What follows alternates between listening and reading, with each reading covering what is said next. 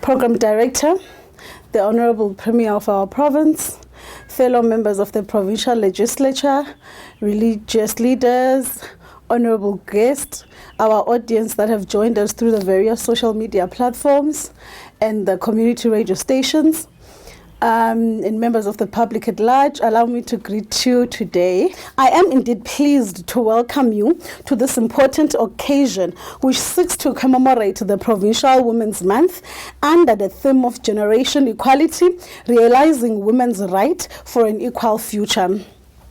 The commemoration of the Women's Month seeks to galvanize the important role played by women in the struggle for freedom and in society in general.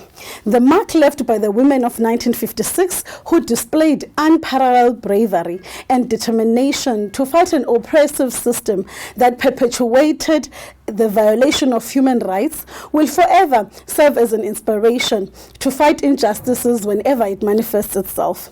Program Director, this year's Women's Month commemoration is taking place despite the significant technological and communication challenges that the COVID pandemic is posing to our constituency and the country at large. Despite this, we find innovative ways of getting things done on what must be done, irrespective of the prevailing circumstances.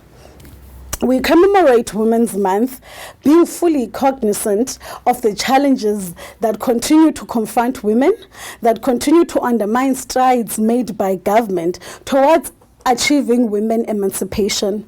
At a time when the women are supposed to be at the center of development, they still face a number of challenges which impact more directly on their lives, including but not limited to HIV and AIDS, poverty, gender-based violence, and femicide. The economic and social distress caused by COVID-19 pandemic, coupled with restricted movement and social isolation measures, have led to an increase in gender-based violence incidences.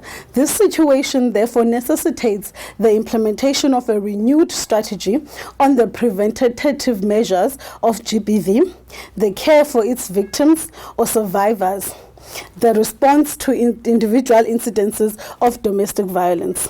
In affirming our commitment to addressing gender-based violence and femicide, I am pleased to announce the resumption of the Eastern Cape 100-Day Rapid Response Result Challenge, which is implemented in OR Tambo, more specifically in Mthatha and Lusikisiki.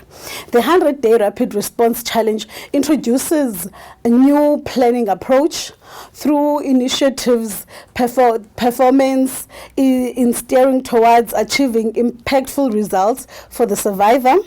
It places a strong focus on operations of the frontline staff to ensure the speedy manifestation of change at service points.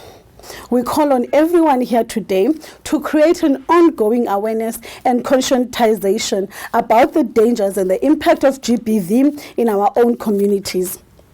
We must therefore remain vigilant in the pursuit of gender parity and the fight against violence on women.